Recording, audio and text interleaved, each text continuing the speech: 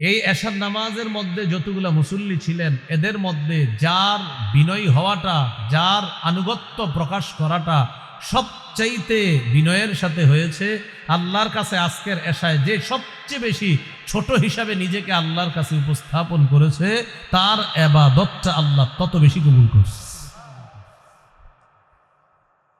এটা হলো ইবাদতের আবিধানিক অর্থ, চূড়ান্ত বিনয়ের সাথে আল্লাহর আনুগত্য করা। আজকে থেকে যত নামাজ পড়ব, যত ইবাদত করব, প্রতিটি ইবাদতে যেন আমি সবচেয়ে বেশি আল্লাহর কাছে ছোট হতে পারি, নত হতে পারি, আল্লাহ তৌফিক দান করেন। ইবাদতের পারিভাষিক অর্থ আল উবুদিয়্যাহ কিতাবের 23 নম্বর পৃষ্ঠায় আছে, আল ইবাদাতু হিয়া ইসমুন জামিউন লিকুল্লি মা ইউহিব্বুহু আল্লাহু ওয়া ইয়ারদাহ মিনাল আকওয়ালি ওয়াল আ'মালিজ যাহিরা ওয়াল বাতিনা। সহজে অনুবাদ করি আমি, আমার, আপনার, আমাদের প্রকাশ্য কথা, প্রকাশ্য কাজ, গোপন কথা, গোপন কাজ যদি আল্লাহ পছন্দ করেন, এটা ইবাদত। এখন আমি আপনাদের সামনে কথা বলতেছি প্রকাশ, আপনারা যারা কথা শুনতেছেন প্রকাশ, আমার বলা আর আপনাদের শ্রবণ করা, এটা যদি আল্লাহ পছন্দ করেন তো আমার বলাটা এবং আপনাদের শ্রবণ করা উভয়টাকে আল্লাহ ইবাদতে গণ্য করে নিশ্চিত সওয়াব দিয়ে দিবেন। তাহলে কি শিখলাম?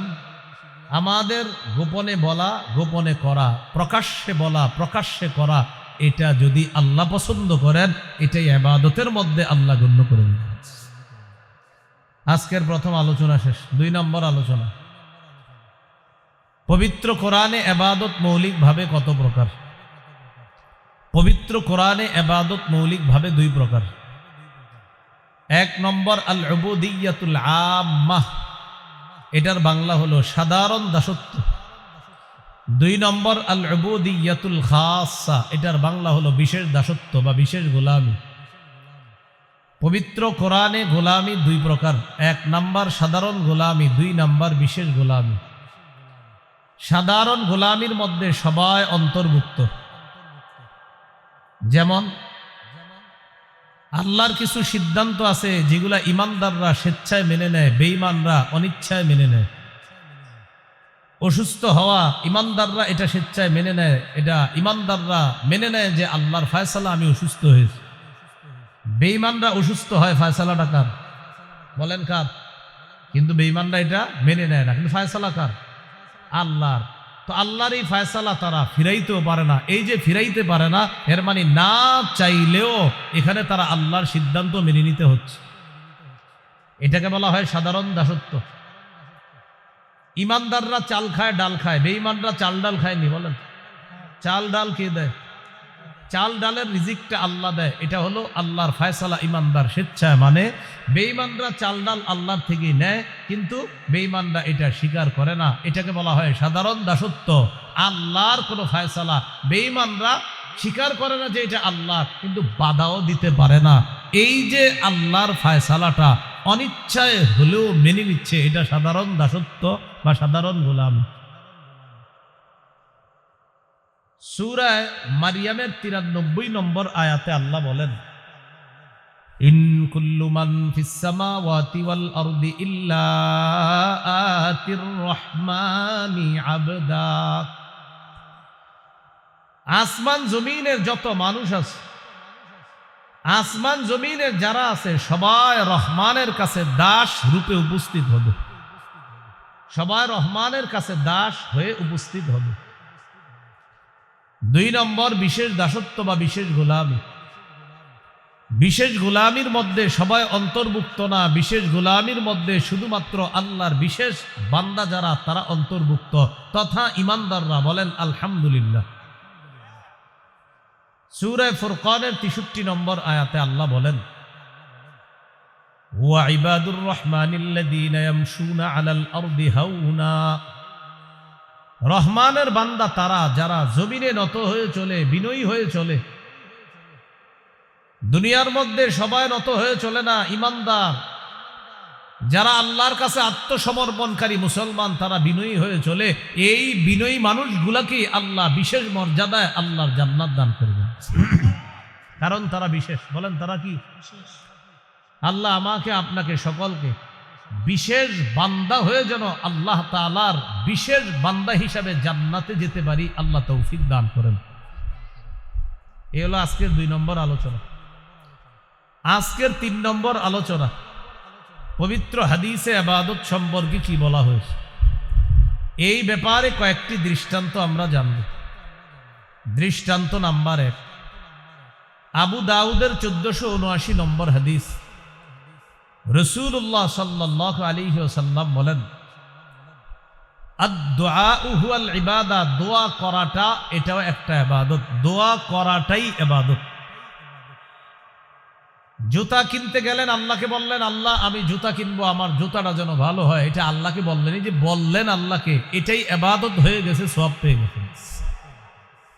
আল্লাহ আমার জুতার ফিতা ছিঁড়ে গিয়েছে, আমি জুতার ফিতা ক্রয় করার জন্য বাজারে যাচ্ছি, এটা যেন ভালো মানের একটা ফিতা পাই, এটা আল্লাহকে বলছেন আপনি। বাস এই যে বললেন, ইবাদত হয়ে গেছে, সওয়াব পেয়ে গেছেন। আল্লাহ আমি একটা সুই ক্রয় করার জন্য বাজারে যাচ্ছি, আমার এই সুইটা যেন মানুষের জন্য ক্ষতিকারক না হয়, আল্লাহকে যে আপনি বললেন, এই বলাটা ইবাদতের অন্তর্ভুক্ত হয়ে গেছে। মনে থাকবে কথাগুলা?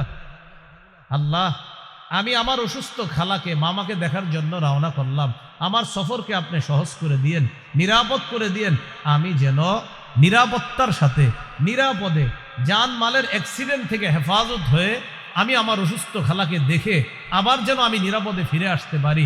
এটা আল্লাহকে আপনি বললেন, আপনি এই বলাটা ইবাদতে গণ্য হয়ে গেছে, আপনি সওয়াব পেয়ে গেছেন। এটা কি বলেন? আল্লাহকে আপনি বললেন আল্লাহ আমি এখন একটা টিস্যু ক্রয় করব, এই টিস্যুটা যেন আমার নাকের জন্য ক্ষতিকারক না হয়, এটার ঘ্রাণ যেন আমার জন্য কোনো অস্বস্তির কারণ না হয়, এটা আল্লাহকে বললেন, এটাও আপনার ইবাদতে গণ্য হয়ে যাবে। এই জন্য বুঝাইতে চাইলাম, দোয়া করা ইবাদত। ছোট থেকে ছোট এগুলাও রাসূল সাল্লাল্লাহু আলাইহি সাল্লাম বলছে আল্লাহর কাছে চাও। এই জন্য আল্লাহর কাছে খুব বেশি পরিমাণে দোয়া করা, চাওয়া। কত পরিমাণ চাইবেন? আমার পাশে যিনি বসা আলেমে দিন, তিনি যদি আমাকে 3-4 বার ডাক দেয়, 5 বারের বার আমি রাগ হয়ে বলবো কি হয়েছে আপনি বলেন, এতবার ডাকেন কেন, রাগ হয়ে যান। একবারে বলবো বলেন, আবার বলবে বলবো বলেন, আবার বলবে বলবো বলেন, আবার বললে একটু রাগ হয়ে বলবো হ্যাঁ বলেন, আবার বললে আরে কি হয়েছে বলেন। মানুষকে বারবার ডাকলে মানুষ রাগ করে, আল্লাহকে না ডাকলে আল্লাহ রাগ করে। মানুষকে বারবার ডাকলে রাগ হয়ে যায়, এত বেটার বেটার করেন কেন, বুঝলে ফেলেন। আল্লাহকে না ডাকলে আল্লাহ রাগ করে, সুবহানাল্লাহ। এটাই খালেক আর মাখলুকের পার্থক্য। মাখলুককে বারবার ডাকলে মাখলুক মেজাজ খারাপ করে, খালেককে না ডাকলে খালেক রাগ হয়ে যায়।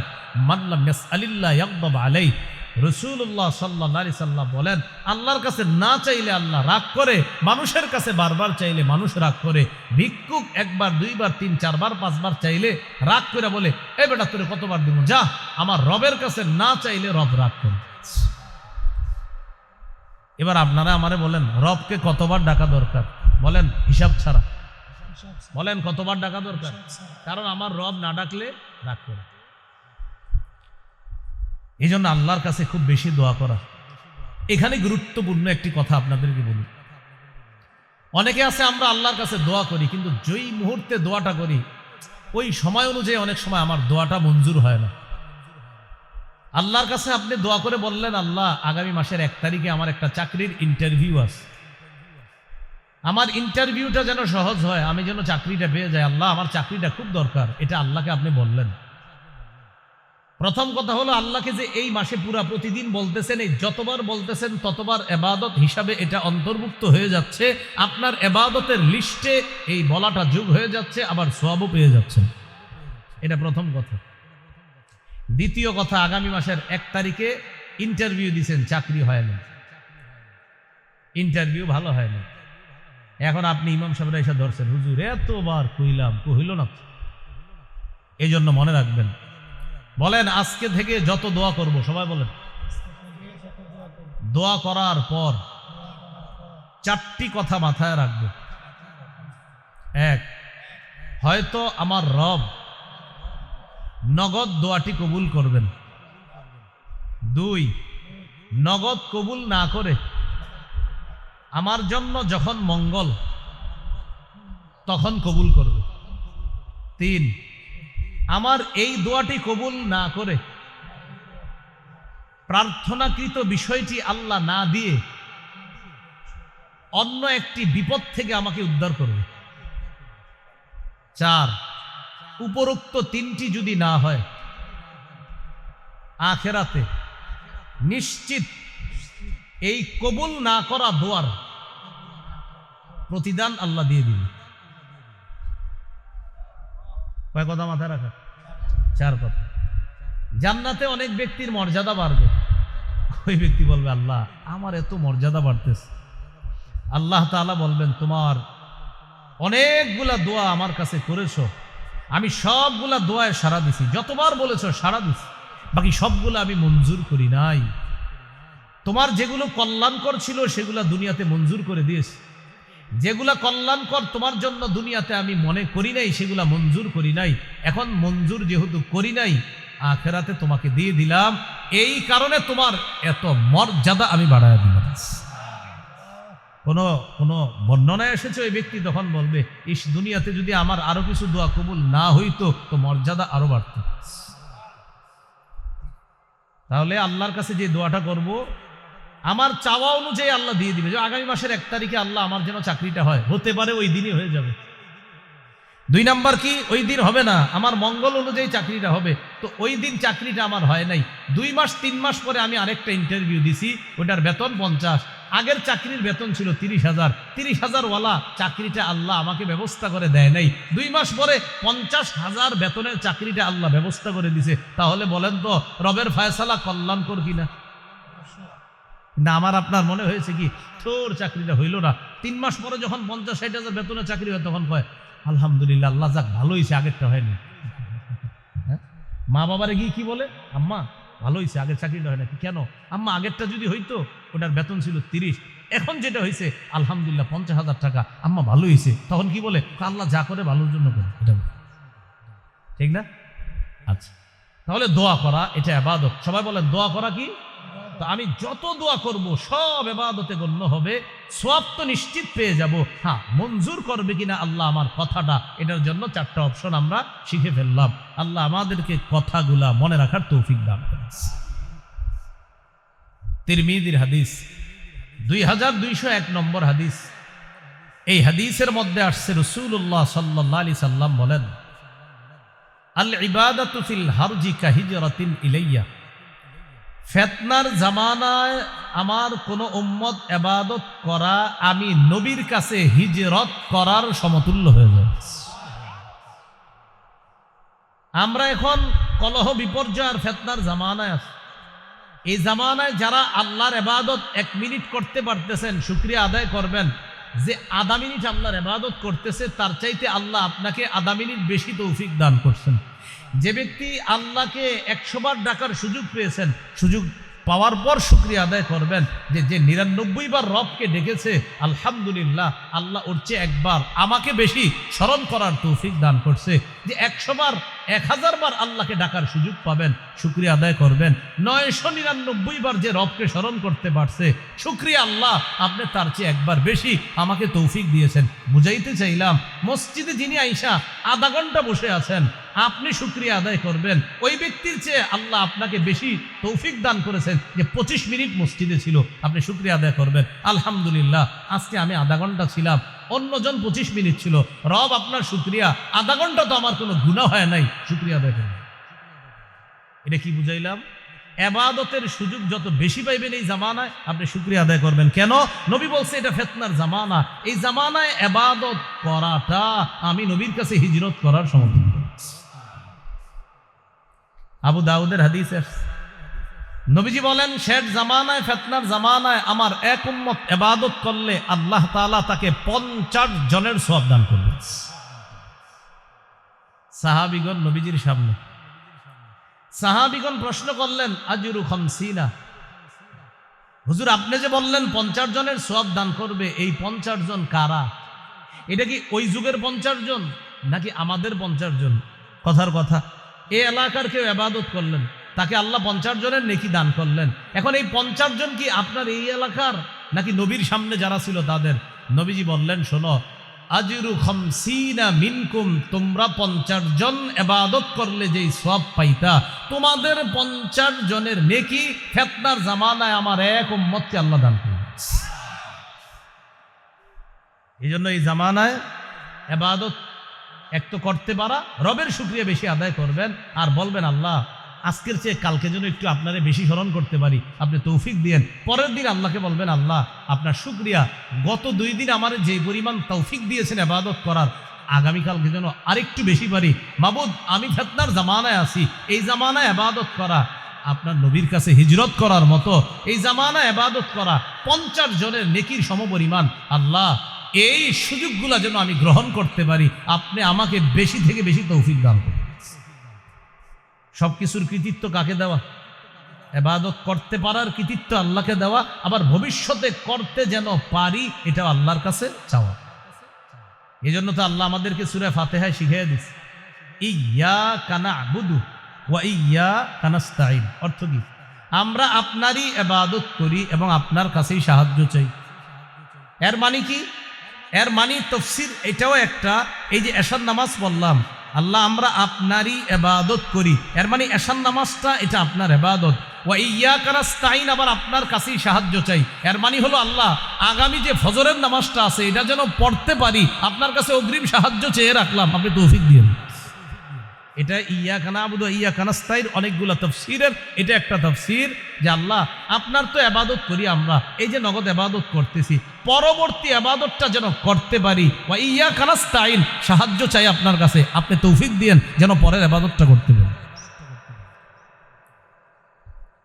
আরেকটা হাদিস শুনেন, মুসনাদ আহমদ হাদিসের কিতাব 6895 নম্বর হাদিস। এই হাদিসের মধ্যে আসছে রাসূলুল্লাহ সাল্লাল্লাহু আলাইহি সাল্লাম বলেন, ইন্নাল আবদা ইযা কানা আলা তরিকাতিন হাসানাতিন মিনাল ইবাদাহ সুম্মা মারিদা কিলা লিল মালাকিল মুআক্কালি বিহি উকতুব বিমিসলি আমালিহি ইযা কানা তালিকা। কোন ব্যক্তি ইবাদতের সুন্দর একটা পদ্ধতি গ্রহণ করেছে, এই ব্যক্তি নিয়মিত ইবাদতটা করে, সুম্মা মারিদা, একদিন অসুস্থ হয়ে গেছে। এইখানে যারা আছেন অব্যাহত 10 পৃষ্ঠা কোরআন তেলাওয়াত করে, ফজরের পরে 10 পৃষ্ঠা পরে, মাগরিবের পরে 10 পৃষ্ঠা নিয়মিত উনি এক পারা কোরআন তেলাওয়াত করে, কথার কথা বললাম, অথবা সকালে 5 পৃষ্ঠা, সন্ধ্যায় 5 পৃষ্ঠা, এইভাবে নিয়মিত 10 পৃষ্ঠা কোরআন তথা আধা পারা কোরআন পড়ে নিয়মিত। এখন এই ব্যক্তি ইবাদত করে, প্রতিদিন কোরআন পড়ে, রব খুশি হয়, একদিন অসুস্থ হয়ে গেছে, এই দিন আর কোরআন পড়তে পারতেছে না। হাদিসে আসছে, নবীজি বলেন, কোন বান্দা যদি ইবাদতের সুন্দর একটা পদ্ধতি গ্রহণ করার পর অসুস্থ হয়ে যায়, আর যদি সে ওই ইবাদতটা করতে না পারে, আপনি প্রতিদিন কোরআন পড়তেন, হঠাৎ আজকে অসুস্থ হয়ে গেছেন, আজকে ইবাদতটা করতে পারেন না, আপনি যেই টাইমে কোরআনটা পড়তেন ওই টাইমে উজরের কারণে শুয়ে আছেন, আল্লাহ ফেরেশতাকে বলে, ও ফেরেশতা, আমার বান্দা সুস্থ থাকলে আজকে ইবাদত করতো, ও মাজুর, উজরের কারণে আজকে ইবাদত করতে পারতেছে না, সমস্যা কি? আমি আল্লাহ তো কম দিতে পারি না। ও এই টাইমে অন্যান্য দিন ইবাদত করলে যে সওয়াবগুলা লেখতা, আজকেও ইবাদত না করলেও অতীতের সওয়াবগুলার মতো আজকেও সওয়াব লিপিবদ্ধ করে দেয়। এই জন্য বলেন, ইবাদত করবেন নি? সবাই বলেন, আল্লাহ তৌফিক দান করেন। তাহলে দোয়া করা, বলেন ইবাদত, দোয়া করা, এই যুগে ইবাদত করা নবীর কাছে কি করার সমতুল্য? হিজরত করার। আর আরেকটা জানলাম, নিয়মিত সুন্দর ইবাদত যদি করতে পারি, হঠাৎ অসুস্থ হয়ে গেল, আল্লাহ মায়া করে ওই ইবাদত করাকালীন যেই সওয়াবটা আল্লাহ দিতেন, উজরের কারণে শুয়ে আছি, আল্লাহ সওয়াব বন্ধ করবেন না। সুবহানাল্লাহ। আরেকটা হাদিস শুনেন, সহিহুল জামে হাদিসের কিতাব 4214 নম্বর হাদিস। এই হাদিসের মধ্যে আসছে, ফাদলুল ইলমি আহাব্বু ইলাইয়া মিন ফাদলিল ইবাদাহ। সাধারণ জনগণের নফল ইবাদতের মর্যাদার চাইতে আলেমের ইলম অন্বেষণের মর্যাদা আমি নবীর কাছে আরো বেশি দামি। সুবহানাল্লাহ। সাধারণ জনগণের নফল ইবাদতের মর্যাদা অনেক বেশি, আলেম এলেম অন্বেষণ করে ঘরে বৈশা বৈশা এই আলেমের এলেম অন্বেষণের মর্যাদা সাধারণ জনগণের নফল এবাদতের মর্যাদার চাইতে ক্ষেত্র বিশেষ নবীর কাছে বেশি প্রিয়, বেশি দামি। এটার কারণ কি? একজন আলেমের এলেম অন্বেষণ করার পর, সঠিক বিদ্যা অর্জন করার পর তার এই সঠিক বিদ্যা একটা জাতির পরিবর্তন হয়, একটা সমাজের পরিবর্তন হয়। এই জন্য আলেমের এলেম অন্বেষণের মর্যাদা আল্লাহ রসুল বলেন সাধারণ জনগণের নফল এবাদতের মর্যাদার চেয়ে আরো বেশি। কারণ আলেমের এক কথায় একটা জাতির মধ্যে পরিবর্তন এসে যেতে পারে। এটা হলো আলেমের এলেম অন্বেষণের একটা আলাদা পাওয়ার। সঠিক বিদ্যার কারণে একটা জাতিকে আল্লাহ পরিবর্তন করে দেয়। আল্লামা আহমদ শফী রহমতুল্লাহ আলাইহি এক আহ্বানে পুরা বাংলাদেশের মুসলমান এক হয়েছিল কিনা বলে? তাহলে আলেমের এলেম অন্বেষণ ক্ষেত্র বিশেষ, আলেমের মর্যাদা আল্লাহর কাছে অনেক বেশি। তো যাই হোক, এর মানে আপনারা এবাদত ছেড়ে দিয়ে না। হাদিসের অনুবাদ কি? সাধারণ জনগণের নফল এবাদতের মর্যাদা তো অবশ্যই আছে। তো বলছে আলেমের এলেম অন্বেষণের মর্যাদা, এটাও এবাদত। সাধারণ জনগণ নফল নামাজ পড়া, এটাও এবাদত। আলেম এলেম অন্বেষণ করা, এটাও এবাদত। উভয়টা এবাদত।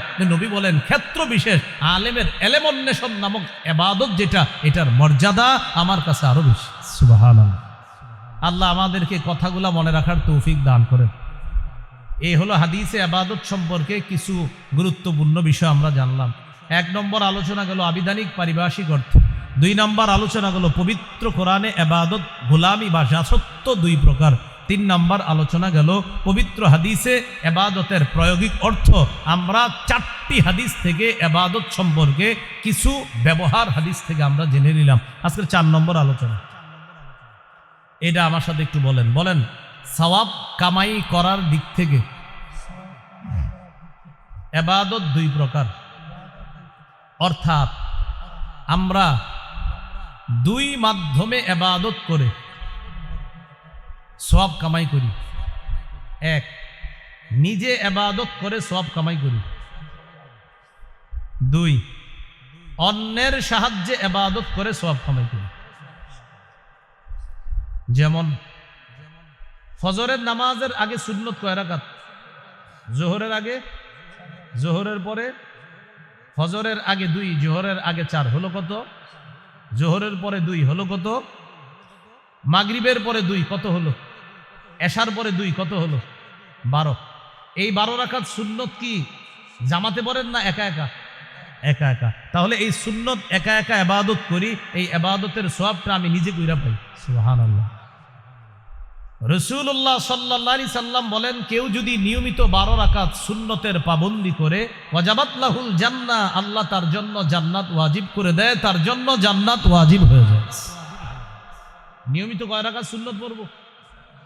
ইদানিং কালে আবার নতুন নতুন অনেকে ইসলাম শিখার পর আপনাদের সাধারণ জনগণরা এসে বলে, ভাই সুন্নত না পড়লে কি গুনাহ হবে?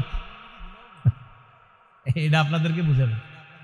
এই জাতীয় কথা যারা বলবে, আপনি সাথে পাল্টা প্রশ্ন করবেন, ভাই গুনাহ হবে না সওয়াব হবে? এটার আগে আপনার কাছে আমি জানতে চাই, আপনি বলেন আপনার জন্য জান্নাত ওয়াজিব হোক, এটা কি আপনি চান নাকি চান না? এখন বলেন মুসলমান হইলে কি বলবে? জান্নাত ওয়াজিব হোক এটাই চাই। কিন্তু এটা বলবে না কখনো যে জান্নাত ওয়াজিব হোক এটা আমি চাই না। যদি কেউ এসে আপনাকে বলে, ভাই সুন্নত না বললে কি গুনাহ হবে, আপনি এত সুন্নত করেন কেন? আপনি পাল্টা প্রশ্ন করবেন, আপনার জান্নাত ওয়াজিব হোক এটা আপনি চান কিনা? যদি বলেন হ্যাঁ, মুসলমান হিসাবে তো হাই বলবে। আর যদি না বলে, তাহলে তো আপনি বলবেন, ভাই আপনি যেহেতু নাই বলছেন, আপনার সাথে কথা নাই আমার। যদি বলে হ্যাঁ আমি চাই, তাহলে বলবেন তো নিয়মিত 12 রাকাত সুন্নত পড়বেন। হাদিসে আসছে, কেউ যদি নিয়মিত 12 রাকাত সুন্নতের পাবন্দি করে, ওয়াজাবাত লাহুল জান্নাহ, তার জন্য জান্নাত ওয়াজিব হয়ে যায়। তাহলে বলেন সুন্নত সম্পর্কে প্রশ্ন না আমল? বলে না, সুন্নত সম্পর্কে প্রশ্ন হবে না আমল হবে? আমল হবে। মানে অর্থাৎ আপনি যাতে বলেন না আপনি সুন্নত করেন না, কিছু হবে না, মানে এরকম একটা অবস্থা। আল্লাহ আমাদেরকে হেফাজত করেন। যারা নিয়মিত সুন্নত ছেড়ে দেয়, সুন্নত ছাড়তে ছাড়তে এক পর্যায়ে ওরা ফরজও ছেড়ে দিবে, মনে রাখবেন। এই জন্য সুন্নতগুলাও গুরুত্ব দিব, ফরজগুলোর তো গুরুত্ব দিতেই হবে, কোনো সন্দেহ নেই। সফরে থাকলে ভিন্ন মাসালা, কিন্তু আপনি যখন কোনো কাজ কর্ম নাই, সফরে নাই, তখন আপনি এই মাসালা, এই প্রশ্ন কেন জিজ্ঞাসা করেন? ভাই সুন্নত কি পড়তেই হবে? আমি জানতে চাই আপনি সুন্নতটা না পড়া করবেনটা কি, সেটা বলেন। এত কি কাজ আছে যে আপনি সুন্নত পড়বেন না? এটা আইসা জিজ্ঞাসা কখন ইমাম সাহেবরে, আপনার 1টা বাজার 10 মিনিট আগে, জামাত হলো 1টায়, মানে জামাতের এখনো 40 মিনিট বাকি আছে। ওই টাইমে এসে কয় হুজুর সুন্নত না বললে কি কিচ্ছু হবে? আরে ভাই 40 মিনিট তো এখনো আছে, আপনি কি করবেন সেটা বলেন। কিছু করবে না, উনি ফেতনা করবে এলাকায়, এটাই উদ্দেশ্য। তাহলে সব কামাই করার দিক থেকে ইবাদত কয় প্রকার? 1 নাম্বার নিজে ইবাদত করে সব কামাই করা, যেমন সুন্নত নামাজগুলা পড়া। রাসূলুল্লাহ সাল্লাল্লাহু আলাইহি সাল্লাম বলেন, কেউ যদি নিয়মিত 12 রাকাত সুন্নতের যত্ন নেয়, ওয়াজাবাত লাহুল জান্নাত, তার জন্য জান্নাত ওয়াজিব হয়ে যায়। 2 নাম্বার অন্যের সাহায্যে ইবাদত করে সওয়াব কামাই করা, যেমন জামাতের সাথে নামাজ পড়া। জামাতের সাথে নামাজ একা পড়া যায় না, কমপক্ষে দুইজন লাগে। এই জন্য জামাতের সাথে নামাজ পড়া, এটা হলো অন্যের সাহায্যে ইবাদত। রাসূলুল্লাহ সাল্লাল্লাহু আলাইহি সাল্লাম বলেন, একাকী নামাজ পড়ার চাইতে জামাতে নামাজ পড়লে 27 গুণ বেশি সওয়াব আল্লাহ দান করেন। তাহলে একটা হলো নিজে ইবাদত করে সওয়াব কামাই করা, আর একটা অন্যের সাহায্যে। নিজে ইবাদত করে সওয়াব কামাই করার আরেকটা দৃষ্টান্ত আমরা সবাই পড়ি, আলহামদুলিল্লাহ। এই যে আপনারা নিজে নিজে পড়েন আলহামদুলিল্লাহি রাব্বিল আলামিন, যতটা অক্ষর আছে প্রতিটা অক্ষরে আপনি সওয়াব পেয়ে যাবেন। তিরমিজির 2910 নম্বর হাদিস, রাসূলুল্লাহ সাল্লাল্লাহু আলাইহি সাল্লাম বলেন, মান ক্বারাআ হারফাম মিন কিতাবিল্লাহ ফালাহু বিহি হাসানাহ ওয়াল হাসানাতু বিআশরি আমসালিহা। কেউ যদি কোরআনের একটি অক্ষর পড়ে তার আমলনামায় 10টি নেকি লিপিবদ্ধ হবে। এই জন্য কোরআন পড়বেন। মসজিদে বৈশা রয়েছেন সুন্নত পইরা, এখনো 10 মিনিট বাকি আছে জামাতের কাজ, সময়গুলো কাজে লাগান। আলাপ করেন না, গল্প করেন না, সুবহানাল্লাহ পড়েন। হুজুর অনেকক্ষণ পড়ছি, আলহামদুলিল্লাহ পড়েন, লা ইলাহা ইল্লাল্লাহ পড়েন, আল্লাহু আকবার পড়েন। হুজুর সব পড়ছি, এরপরে সময় রয়ে গেছে, সামনে মসজিদের সামনে কোরআন আছে, আমপারা আছে, ওইটা নেন। আমপারার সূরাগুলা বৈশা বৈশা পড়েন, যেগুলা পারেন আবার পড়েন, যতবার পারেন পড়েন। কুল হুয়াল্লাহ 3 বার পড়েন, একবার পড়েন 10 পারা কোরআনের সওয়াব, আরেকবার পড়েন কোরআনের 2/3 সওয়াব, আরেকবার পড়েন আবার কোরআনের আপনার পুরা 30 পারা কোরআনের সওয়াব। তো আপনি এইভাবে সূরা ইখলাস পড়তে থাকেন, 10 বার সূরা ইখলাস পড়েন, জান্নাতে একটা ঘর নির্মাণ হয়ে যায়। তো আপনার 10 মিনিট বাকি আছে, গল্প গুজব না করে জান্নাতে ঘর বানাইতে থাকেন। কি করবেন? দুনিয়াতে না পারলেও জান্নাতে বানাইতে থাকেন। কুল হুয়াল্লাহু আহাদ কয়বার? 10 বার। 10 বার পড়বেন, জান্নাতে একটা ঘর। 10 বার পড়বেন, জান্নাতে একটা ঘর। সুবহানাল্লাহ। এই জন্য মাঝে মাঝে 10 তলা 20 তলার দিকে যখন দুনিয়াতে তাকাইবেন, তাকানোর পর মনের মধ্যে যখন আফসোস আসবে, 10 তলা বিল্ডিংটা যদি আমার হইতো, সাথে সাথে 10 বার সূরা ইখলাস পড়বেন, ওইরা 10 তলার দিকে তাকায় বলবেন, তুমি 10 তলা তো কি হয়েছে, আমিও জান্নাতে একটা বানাইছি। তোমারটা ক্ষণস্থায়ী, আমারটা চিরস্থায়ী। সুবহানাল্লাহ। কি মনে থাকবে ইনশাআল্লাহ? জান্নাতের যেটা এটা কি চিরস্থায়ী, আর দুনিয়াটা। তো যখন দেখবেন বড় বড় বাড়ির দিকে তাকায় মনে আফসোস আসে, তখন কি করবেন? আর আউযুবিল্লাহ বিসমিল্লাহ পইরা কুল হুয়াল্লাহ 10 বার পইরা তখন মনে মনে বলবেন, এটা ক্ষণস্থায়ী, আমি যেটা নির্মাণ করেছি ইনশাআল্লাহ আমি যদি আল্লাহর কাছে সেটা পেয়ে যাই, সেটা হবে চিরস্থায়ী। সুবহানাল্লাহ। সময়গুলো কাজে লাগাবো তো ইনশাআল্লাহ। তাহলে নিজে ইবাদত করে সওয়াব কামাই করা, আর একটা অন্যের সাহায্যে ইবাদত করে সওয়াব কামাই করা। অন্যের সাহায্যে ইবাদত করে সওয়াব কামাই, যেমন আরেকটা দৃষ্টান্ত সহিহ বুখারীর বর্ণনা, 5353 নম্বর হাদিস, রাসূলুল্লাহ সাল্লাল্লাহু আলাইহি সাল্লাম বলেন, আস-সাঈ আলাল আরমিলাতি ওয়াল মিসকিন কাল মুজাহিদি ফি সাবিলিল্লাহ আও ইস-সাইমিন নাহার আল কাইমিল লাইল আল কানিতি বিআয়াতিল্লাহ। কোন ব্যক্তি অসহায় মানুষের সহযোগিতায় এগিয়ে যাওয়া, বিধবা নারীর সহযোগিতায় এগিয়ে যাওয়া, আল্লাহর রাস্তায় মুজাহিদ জিহাদ করলে যে সওয়াব, কোন ব্যক্তি সারাদিন নফল রোজা রাখলে যে সওয়াব, সারা রাত তাহাজ্জুদ পড়লে যেই সওয়াব, অসহায় আর বিধবাদের সহযোগিতায় এগিয়ে গেলে এই সবগুলার সওয়াব আল্লাহ এই এক ব্যক্তিকেই দান করবে। এটা অন্যের সাহায্যে সওয়াব। আল্লাহ আমাদের সকলকে ইবাদত করে যে সওয়াব কামাই করার সিস্টেমটা, একটা হলো নিজে ইবাদত করে প্রচুর সওয়াব কামাই করব, আর একটা হলো অন্যের সাহায্যে ইবাদত করে যেই সওয়াবগুলা, সেগুলো আমরা কামাই করার চেষ্টা করব। আল্লাহ তাআলা তৌফিক দান করেন। আজকের সর্বশেষ আলোচনা, পঞ্চম আলোচনা, এটা আমার সাথে একটু বলেন যেন মনে থাকে। বলেন, মাধ্যম হিসাবে ইবাদত 5 প্রকার, অর্থাৎ আমরা 5 মাধ্যমে ইবাদত করি। এক, কলব দিয়ে, 2 মুখ দিয়ে, 3 শরীর দিয়ে, 4 অর্থ সম্পদ দিয়ে, 5 শরীর এবং অর্থ দিয়ে। কয় মাধ্যমে ইবাদত করি? আমি আরেকবার বলি, এবার আপনারা বলবেন না, খালি শুনবেন, পরের বার আপনারা বলবেন। আমি বলছি, আমরা 5 মাধ্যমে ইবাদত করি। 1 কলব দিয়ে, 2 মুখ দিয়ে, 3 শরীর দিয়ে, 4 অর্থ সম্পদ দিয়ে, 5 শরীর এবং অর্থ সম্পদ দিয়ে। এবার আপনারা বলেন কয় মাধ্যমে ইবাদত করি? 1 নম্বর, 2 নম্বর, 3 নম্বর, 4 নম্বর, মাশাআল্লাহ, 5 নম্বর। 1 নম্বর, এটাকে বলে আত্মিক ইবাদত। বলেন কি বলে? মানে আত্মার সাথে সম্পর্ক। 2 নম্বর কি দিয়ে? এটাকে বলে মৌখিক ইবাদত। 3 নম্বর কি দিয়ে? এটাকে বলে শারীরিক ইবাদত। 4 নম্বর কি দিয়ে? এটাকে বলে আর্থিক ইবাদত। 5 নম্বর কি দিয়ে? এটাকে বলে আর্থিক এবং শারীরিক ইবাদত। তাহলে এবার আসি মূল আলোচনায়। কয় মাধ্যমে ইবাদত করি? 1 নম্বর কি দিয়ে? কলব দিয়ে। এটাকে কি বলে? আত্মিক ইবাদত। যেমন বিশুদ্ধ নিয়ত করা, এটা কলবের ইবাদত। এশার নামাজ পড়ার জন্য বের হয়েছেন, মসজিদে এসে এশার নামাজ পড়বেন, ঘর থেকে আজান শোনার পর শুধু নিয়ত করলেন এখনই বের হবো এশার নামাজ পড়ার জন্য। নিয়ত করার সাথে সাথে এই নিয়তটা ইবাদতে গণ্য হয়ে সওয়াব পেয়ে গেছেন। সহিহ বুখারীর 1 নম্বর হাদিস, ইন্নামাল আমালু বিন্নিয়াত, আমলের প্রতিদান নিয়তের সাথে। আমলের প্রতিদান নিয়তের সাথে। কিসের সাথে? নিয়তের সাথে। এখানে অনেক ছাত্র আছেন, এই মাদ্রাসার ছাত্র যারা আছি মনে রাখবো, আমরা যারা পড়াশোনা করব মৌলিক 4টি নিয়ত থাকতে হবে আমাদের। বলেন এলমে দ্বীন অর্জন করব, কয় নিয়ত থাকবে? 4 নিয়ত। 1 নম্বর নিয়ত আল্লাহকে খুশি করা। 1 নম্বর নিয়ত কাকে খুশি করা? আল্লাহকে খুশি করা। এটা 1 নম্বর নিয়ত থাকবে, আল্লাহকে খুশি করা। না আল্লাহর খুশি ছাড়া আপনি এলেম অর্জন করতে পারবেন না। নাসাইর হাদিস 3140 নম্বর হাদিস, রাসূলুল্লাহ সাল্লাল্লাহু আলাইহি সাল্লাম বলেন, ইন্নাল্লাহা লা ইয়াকবালু মিনাল আমালি ইল্লা মা কানা লাহু খালিসা ওয়াবতুগিয়া বিহি ওয়াজহুহু। আল্লাহ ততক্ষণ বান্দার ইবাদত আমল কবুল করেন না যতক্ষণ সেটা ইখলাসের সাথে না হবে এবং আল্লাহকে খুশি করার জন্য না হবে। তাহলে বলেন তো ইলমে দ্বীন অর্জন করব, মৌলিক কয়টা নিয়ত থাকবে? 1 নাম্বার কাকে খুশি করার নিয়ত? আল্লাহকে। 2 নাম্বার আমি যে ইলম শিখলাম এই ইলম অনুযায়ী আমি আমল করব, এটা 2 নাম্বার নিয়ত।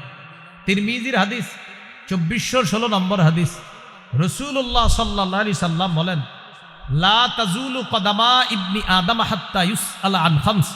কিয়ামতের ময়দানে আদম সন্তানের 2 পা নড়বে না 5টি প্রশ্ন করার আগ পর্যন্ত। 1 নম্বর প্রশ্ন জীবন সম্পর্কে, 2 নম্বর যৌবন সম্পর্কে, 3 নম্বর সম্পদ সম্পর্কে, মিন আইনা ইকতাসাবা, সম্পদ কোত্থেকে কামাই করেছে, 4 নাম্বার অফিমা আনফাকা, কোথায় ব্যয় করেছে, 3 নাম্বারটা কোথা থেকে আয় করেছে, 4 নাম্বার কোন খাতে ব্যয় করেছে। গুরুত্বপূর্ণ কথা। অনেক মানুষ কামাই করে হালাল কিন্তু খরচ করে হারাম খাতে। হালাল খাতে আপনার কামাই করে, ভালো খাত থেকেই কামাই করে কিন্তু খরচ করে হারাম খাতে। হালাল টাকা কামাই করে জুয়া খেলছে। এখন আপনারা বলেন হালাল কামাই করে এই যে জুয়া খেললো, ব্যয় কি হালাল হলো না হারাম হলো? মাশাআল্লাহ, হালাল উপার্জন। এই হালাল উপার্জনের মাধ্যমে সে গানের কনসার্টে সহযোগিতা করলো। বলেন তার হালাল দিয়ে যে ব্যয় করলো, ব্যয়ের খাত কি হালাল হলো না হারাম হলো? হারাম হলো। এই জন্য খাত হালাল হতে হবে, ইনকামের উপার্জন যেখান থেকে করা এটাও হালাল হতে হবে, আর যেখানে ব্যয় করা এটাও হালাল হতে হবে। 3 নাম্বার তুমি কোথা থেকে কামাই করেছ, 4 নাম্বার কোন খাতে ব্যয় করেছ। 5 নাম্বার প্রশ্ন হবে বিমাজা আমিলা ফিমা আলিমা, যা জেনেছে এই জানা অনুযায়ী আমল করেছে কিনা, এটা হবে 5 নাম্বার প্রশ্ন। তাহলে বলেন তো একটু আপনাদেরকে পরীক্ষা করি, কয় নিয়তে ইলমে দ্বীন শিক্ষা করবে?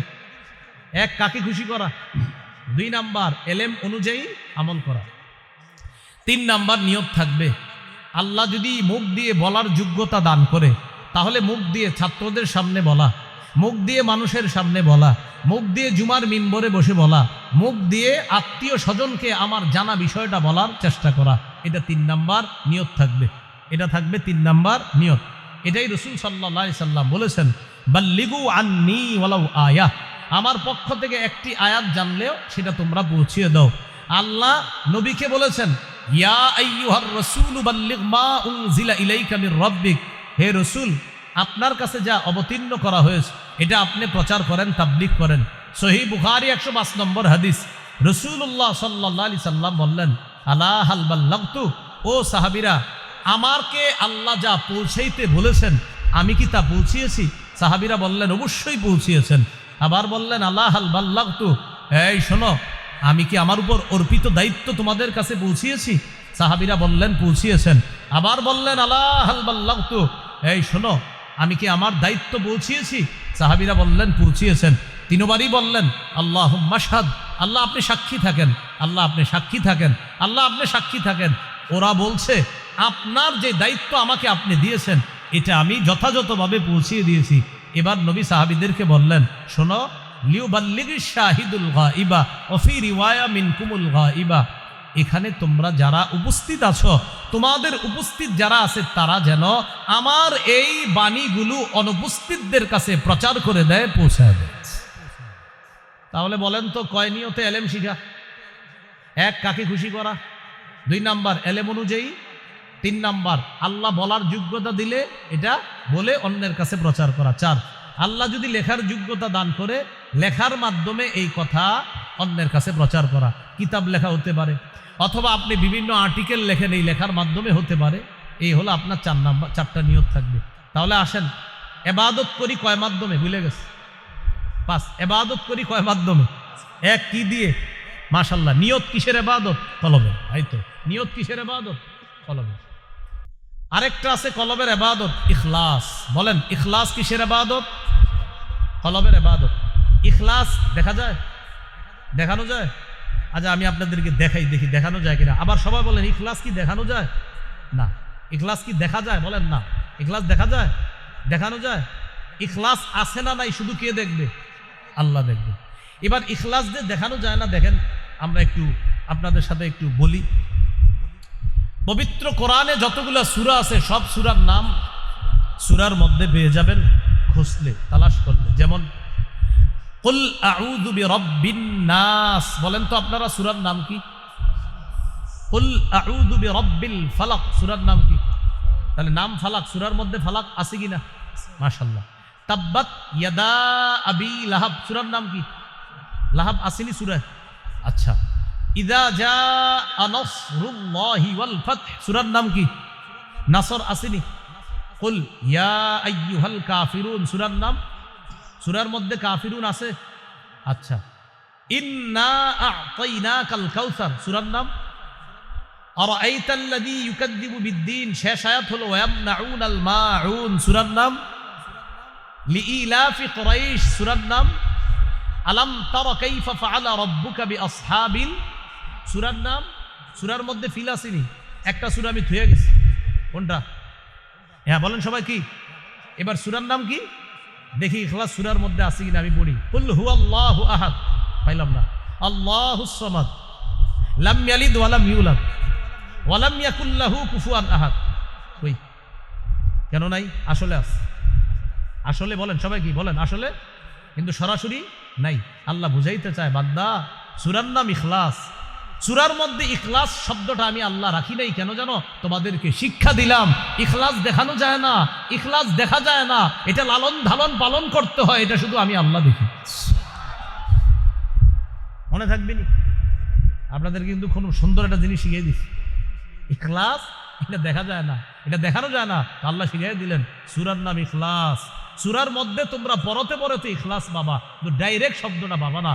কুল হুয়াল্লাহু আহাদ, আয়াতে ইখলাস পাবা। খোঁজো যে আল্লাহ এক, এটা মন থেকে থাকতে হবে। আল্লাহ এক মানে ইখলাসের সাথে হতে হবে। আল্লাহুস সামাদ, আল্লাহ অমুখাপেক্ষী, এটা ইখলাসের সাথে হতে হবে। লাম ইয়ালিদ ওয়া লাম ইউলাদ, তিনি জন্ম দেন না, জন্ম নেন না, এই বিশ্বাস ইখলাসের সাথে হতে হবে। ওয়া লাম ইয়াকুল লাহু কুফুয়ান আহাদ, তার সমকক্ষ কেউ নাই, এটা ইখলাসের সাথে হতে হবে। তো আল্লাহ বুঝাইতে চায় ইখলাসের সাথে হবে। এটা কোথায়? তোমার কলবে হবে। এই জন্য সূরার নাম ইখলাস। আমি এটা সূরার মধ্যে রাখি নাই, দেখাই নেই, কারণ ইখলাস দেখানো যায় না, দেখা যায় না, এটা এখানে রাখতে হয়, এটা শুধু আমি আল্লাহ দেখি। মনে থাকবে নি? কয় মাধ্যমে ইবাদত করি? এক কি দিয়ে? কলব দিয়ে। নিয়ত কিসের ইবাদত? কলবের। ইখলাস কিসের ইবাদত? মাশাআল্লাহ, কলবের ইবাদত। আরেকটা আছে, বলেন বিশ্বাস, কলবের ইবাদত। আমার সাথে বলেন লা ইলাহা ইল্লাল্লাহ।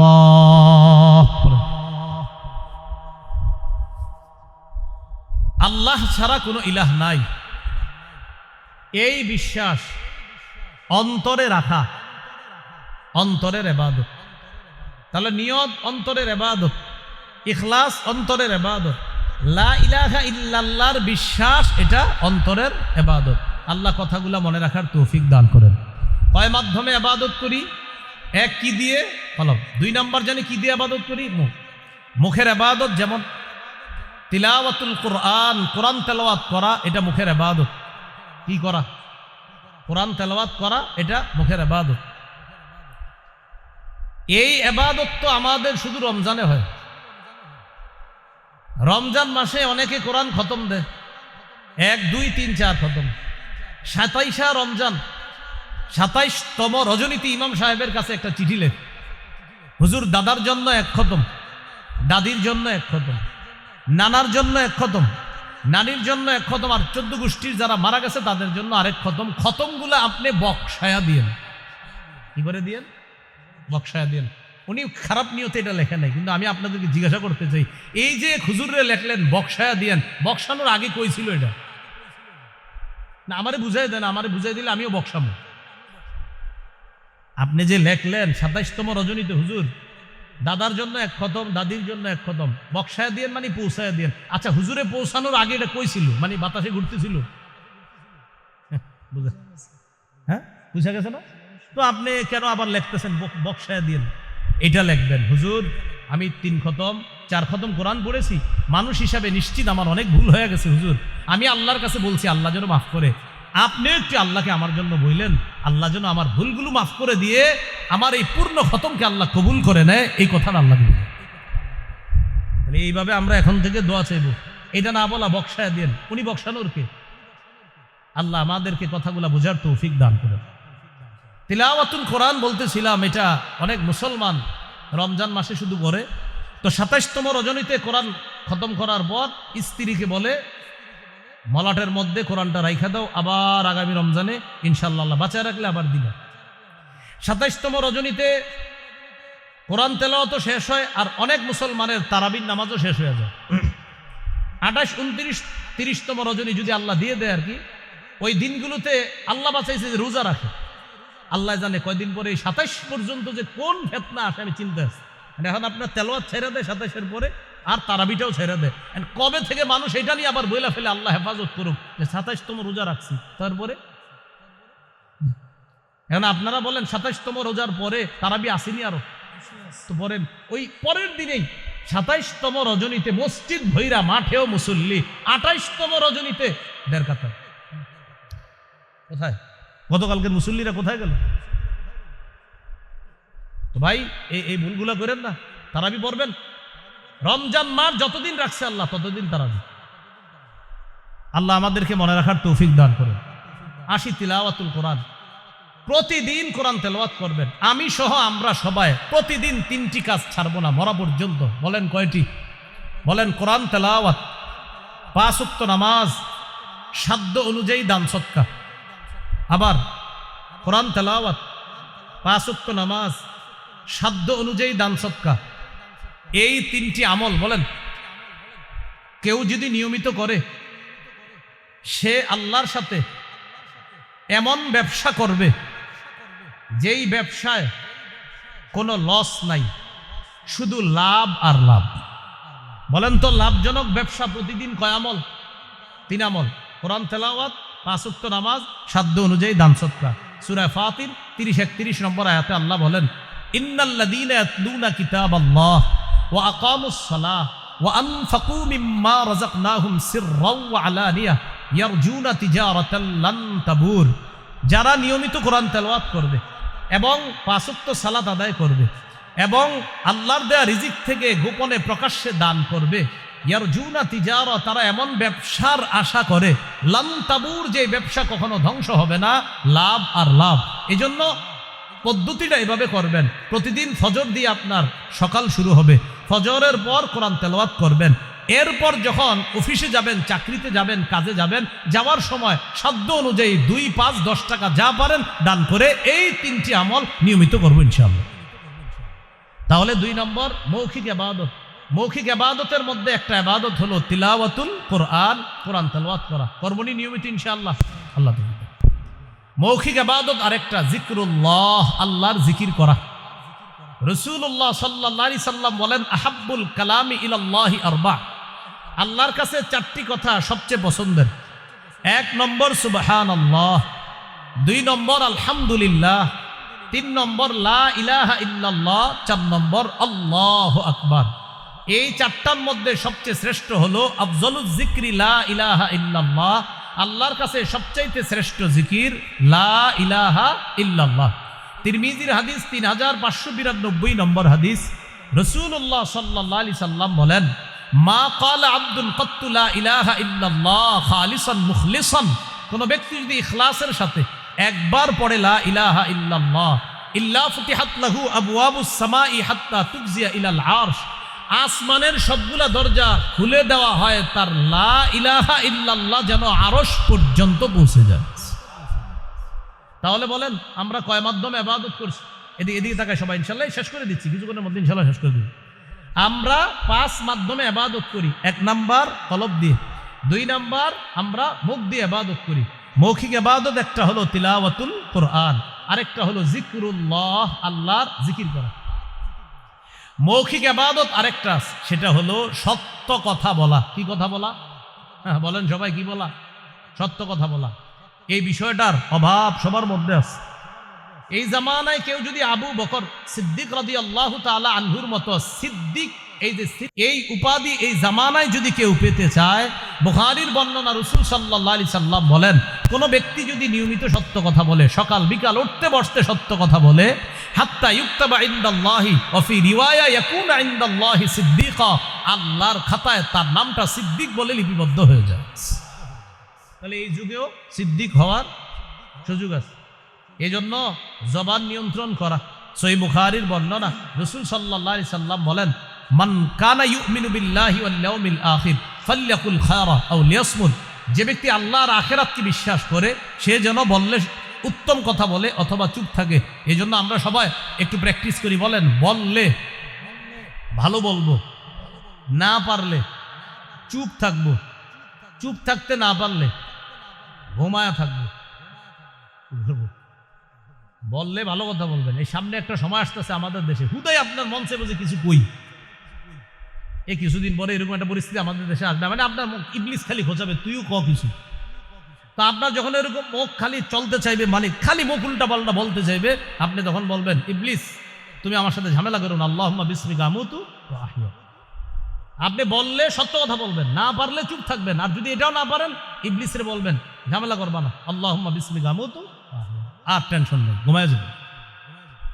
এই জন্য হাদিসে আসছে মান সামাতা নাজা, চুপ থাকবে সে নাজাত পেয়ে যাবে। তাহলে 5 মাধ্যমে ইবাদত করি। 1 নাম্বার কলব দিয়ে, 2 নাম্বার মুখ দিয়ে ইবাদত করি, 3 নম্বর শরীর দিয়ে ইবাদত করি। এটাকে বলে শারীরিক ইবাদত। শারীরিক ইবাদতের মধ্যে শ্রেষ্ঠ ইবাদত নামাজ। আমার সাথে একটা কথা বলেন, তারপর নামাজ সম্পর্কে একটি হাদিস শোনাচ্ছি। বলেন, হাজারো ব্যস্ততার মাঝে একটি কাজ সর্বাধিক গুরুত্ব দিব, নামাজ। আবার হাজারো ব্যস্ততার মাঝে একটি কাজ সর্বাধিক গুরুত্ব দিব, নামাজ। ছাত্র ভাই যারা আছেন পড়ার টেবিলের সামনে এটা লেখা রাখবেন যে আমার হাজারো ব্যস্ততার মাঝে একটি কাজ সবচেয়ে গুরুত্ব দিতে হবে, নামাজ। অফিসে যারা চাকরি করেন আপনার চেয়ারটা যেখানে আছে সামনে লিখে রাখবেন হাজারো ব্যস্ততার মাঝে একটি কাজ কখনো ভুলে যেও না, সেটা হলো নামাজ। আল্লাহ তাআলা হাদিসে কুদসির মধ্যে বলেন তাফাররাগ লিইবাদাতি, আমার ইবাদতের জন্য একটু সময় বের করো বান্দা। আমলা সদরকা গিনা, আমি তোমার অন্তর ধনাঢ্যতায় পরিপূর্ণ করে দিব। ওয়া আসুদ্দা ফাকরা, আমি তোমার দারিদ্রতা দূর করে দিব। তাহলে হাজারো ব্যস্ততার মাঝে সবচেয়ে গুরুত্ব দিব একটি কাজ, সেটা হলো কি? মনে থাকবে তো ইনশাআল্লাহ? রাসূলুল্লাহ সাল্লাল্লাহু আলাইহি সাল্লাম বলেন আরাআইতুম লাউ আন্না নাহরান বিবাবি আহাদিকুম ইয়াগতাসিলু ফীহি কুল্লা ইয়াউমিন 5 মাররাত। আচ্ছা, তোমাদের কারো বাড়ির সামনে একটা পুকুর আছে, ওই পুকুরে কোনো ব্যক্তি দৈনিক 5 বার গোসল করে, বলো তো তোমরা হাল ইয়াবকা মিন দারানিহি শাইউন, ওই ব্যক্তির শরীরে কোনো ময়লা থাকবে? এক ব্যক্তির বাড়ির সামনে একটা পুকুর আছে, বাড়ির মালিক ওই পুকুরে দৈনিক 5 বার গোসল করে। সাহাবীদেরকে রাসূলুল্লাহ সাল্লাল্লাহু আলাইহি সাল্লাম জিজ্ঞাসা করলেন, বলো তোমরা তার শরীরে কোনো ময়লা থাকবে? সাহাবীরা বললেন লা ইয়াবকা মিন দারানিহি শাইউন, তার শরীরে কোনো নাপাকি থাকবে না। রাসূলুল্লাহ সাল্লাল্লাহু আলাইহি সাল্লাম বললেন ফাযালিকা মিথলু সালাওয়াতিল খামস ইয়ামহুল্লাহু বিহিন্নাল খাতায়া, যেমনি ভাবে দৈনিক 5 বার কোনো ব্যক্তি গোসল করলে তার শরীরে কোনো ময়লা অবশিষ্ট থাকে না, নিয়মিত কেউ যদি 5 ওয়াক্ত সালাত আদায় করে আল্লাহ তাআলা তার গুনাহগুলা ধুয়ে মুছে সাফ করে দেন। তাহলে হাজারো ব্যস্ততার মাঝে একটি শারীরিক ইবাদত সবচেয়ে গুরুত্ব দেওয়া, এটার নাম কি? নামাজ। মনে থাকবেন ইনশাআল্লাহ।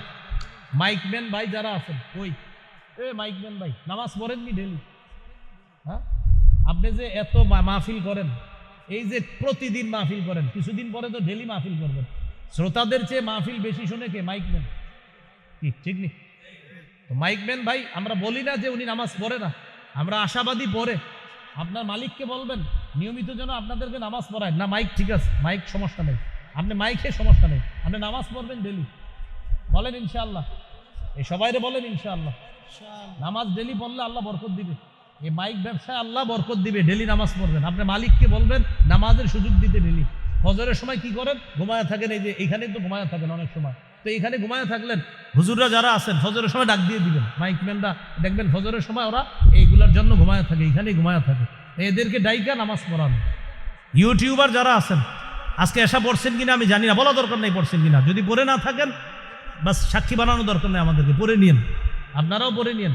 ইউটিউবার, মাইকম্যান যারা আছেন সবাই নামাজ পড়ে নেবেন, কারণ আজকে আমরা একটা কথা শিখছি, হাজারো ব্যস্ততার মাঝে একটি কাজ ভুলে যাওয়া যাবে না, সেটা কি? এই কথা মনে রাখা। আল্লাহ আমাদের সকলকে মনে রাখার তৌফিক দান করে। এটা হলো শারীরিক ইবাদত। আমরা যেই 5 মাধ্যমে ইবাদত করি, এর মধ্যে 4 নাম্বার মাধ্যম হলো অর্থ সম্পদ দিয়ে ইবাদত করি, এটাকে বলে আর্থিক ইবাদত। আর্থিক ইবাদতের মধ্যে শ্রেষ্ঠ ইবাদত যাকাত দেওয়া। রাসূলুল্লাহ সাল্লাল্লাহু আলাইহি সাল্লাম বলেন মান আতাহুল্লাহু মালান ফালাম ইউআদ্দি যাকাতা মুসিলা লাহু ইয়াউমাল কিয়ামাতি শুজাআন আকরা, যেই ব্যক্তিকে আল্লাহ সম্পদ দান করেছেন আর সে যাকাত তার উপর ফরজ হওয়া সত্ত্বেও যদি সে যাকাত না দেয়, তার এই অনাদায়ী যাকাতযোগ্য যেই সম্পদ যেটা সে আদায় করেনি, এটাকে বিষধর সাপে রূপান্তরিত করা হবে। এই সাপ তার পা থেকে পেঁচায়া তার মুখ বরাবর এসে ফনা দিয়ে বলবে আনা কানজুকা আনা মালুকা, আমি তোমার সেই সঞ্চিত সম্পদ যেটার যাকাত তুমি আদায় করনি। তাহলে যারা যাকাত ফরজ হওয়ার পরেও যাকাত আদায় করেননি, অতীতের বকেয়া যাকাতগুলা, এই টাঙ্গাইলের বড় বড় মুফতি সাহেব যারা, তাদের সাথে বসে অতীতের বকেয়া যাকাতের হিসাবগুলা বের করে নেবেন, বের করে অতীতের যাকাতগুলাও দিয়ে দিবেন। আগামীতে ইনশাল্লাহ যাকাত যখন ফরজ হবে ইনশাল্লাহ যাকাতগুলা আদায় করে নেবেন। আল্লাহ তাআলা নামাজের সাথে সাথে যাকাতের কথা বলছে, আকিমুস সালাহ ওয়া আতুজ যাকাহ, আকিমুস সালাহ ওয়া আতুজ যাকাহ, নামাজ কায়েম করো, যাকাত আদায় করো। যিনি রাষ্ট্রনায়ক হবেন তার 4টি কাজের মৌলিক যোগ্যতা থাকবে। সূরা হজের 41 নম্বর আয়াতে আল্লাহ বলেন আল্লাযীনা ইম্মাক্কান্নাহুম ফিল আরদি আকামুস সালাহ ওয়া আতাউজ যাকাহ ওয়া আমারু বিল মারুফ ওয়া নাহাউ আনিল মুনকার। মুসলমানদের রাষ্ট্রনায়ক যিনি হবে, আল্লাহ বলেন যাদেরকে আমি রাষ্ট্রের ক্ষমতায় বসাই তারা মৌলিক 4টি কাজ করবে। 1 নাম্বার আকামুস সালাহ, রাষ্ট্রীয়ভাবে নামাজ প্রতিষ্ঠিত করবে। এলাকায়, সমাজে, ঘরে, বাহিরে রাষ্ট্রে নামাজ প্রতিষ্ঠিত করা, এটা রাষ্ট্রপ্রধানের দায়িত্ব হবে একটা। ও আতাউজ যাকাহ, যাকাত আদায় করবে। যারা যাকাত উসুল করে না, আদায় করে না, তাদের যাকাতগুলা রাষ্ট্রীয়ভাবে রাষ্ট্রনায়ক আদায় করতে হবে। তাহলে দেখেন, রাষ্ট্রনায়ক যিনি হয় মুসলমানদের, তারও একটা দায়িত্ব হয় অন্যতম যাকাত ভিত্তিক রাষ্ট্র ব্যবস্থা গড়ে তোলা। কি ভিত্তিক বলেন? কি ভিত্তিক বলেন আমার সাথে? সুদ ভিত্তিক রাষ্ট্র ব্যবস্থার শেষ পরিণতি ভিক্ষা। এইভাবে বলেন সবাই, ভিক্ষা। সুদ ভিত্তিক রাষ্ট্র ব্যবস্থার শেষ পরিণতি কি? বলেন যাকাত ভিত্তিক রাষ্ট্র ব্যবস্থার শুভ পরিণতি ধনী হওয়া। কি হওয়া বলেন? সুদে ফকির আরো ফকির হয়, জাকাতে হাজারো ফকির ধনী হয়। কেন না বলেন? সুদের অর্থ মূলধন সহ ফেরত দিতে হয়, জাকাত ফেরত দিতে হয় না। কি বুঝে আসছেন?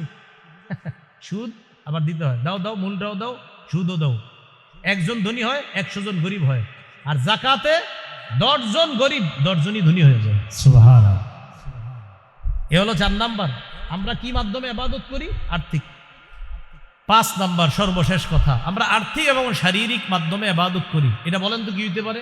হজ। মাশাআল্লাহ, কি হইতে পারে? হজ করতে টাকাও লাগে, হজ করতে শরীর লাগে। রাসূলুল্লাহ সাল্লাল্লাহু আলাইহি সাল্লাম বলেন, মান হাজ্জা লিল্লাহ, যে ব্যক্তি আল্লাহর জন্য হজ করলো, এই হজের মধ্যে গিয়ে ফালাম ইয়ারফুস ওয়ালাম ইয়াফসুক, ওই ব্যক্তি অশ্লীল কথা বলে না, অশ্লীল কাজকর্ম করে না। রাজাআ কায়াউমিন ওয়ালাদাতহু উম্মুহু, সে হজ থেকে এমন ভাবে ফিরে আসলো যেন তার মা আজকে তাকে জন্ম দিল।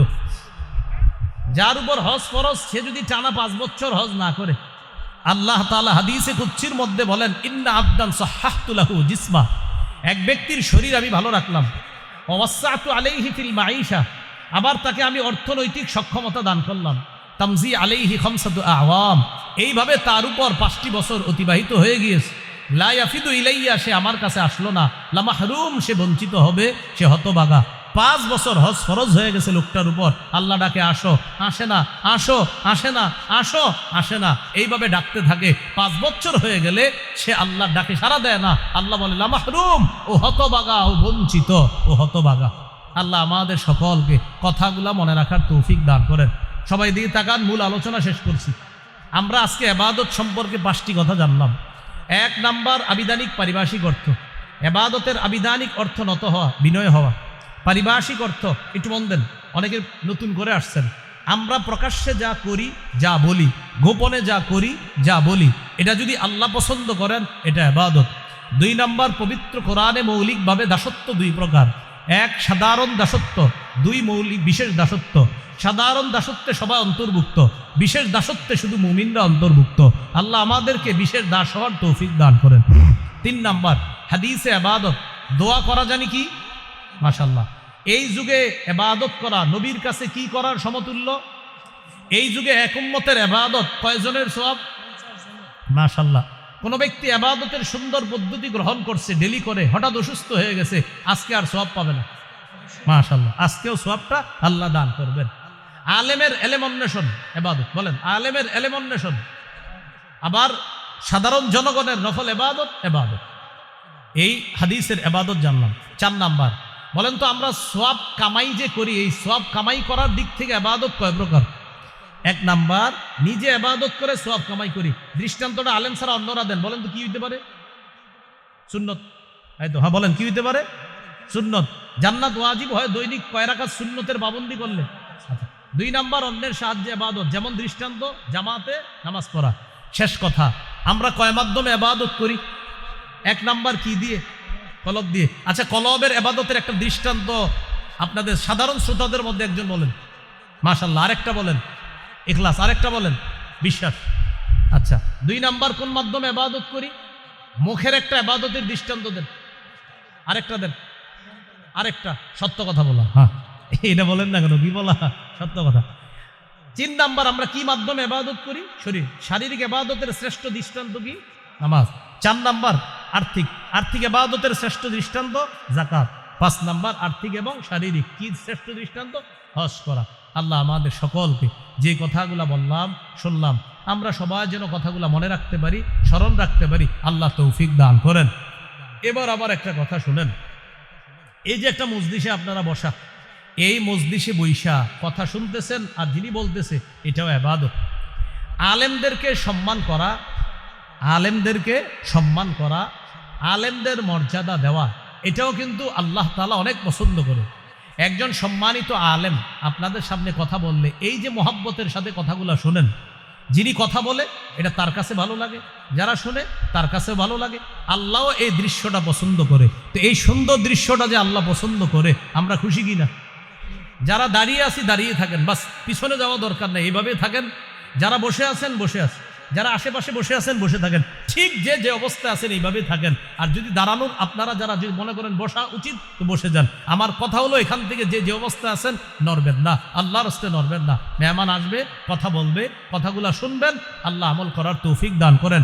আজকে যারা কথা বলতেছে, আমি বললাম আরো বলবে, কোন কথা আল্লাহ আপনার হেদায়েত দিয়ে দিবে সেটা আপনার জানা নাই, আমারও জানা নাই, বলনেওয়ালারও জানা নাই। আল্লাহ জানে কোন কথায় আপনার হেদায়েত হয়ে যাবে।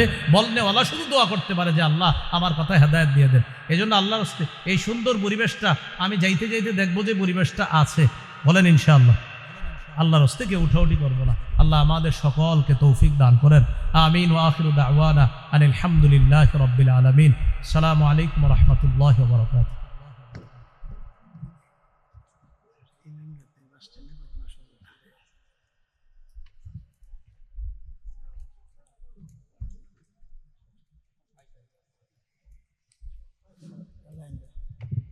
আলহামদুলিল্লাহ, আমরা সকলে বলি আলহামদুলিল্লাহ। হুজুর অত্যন্ত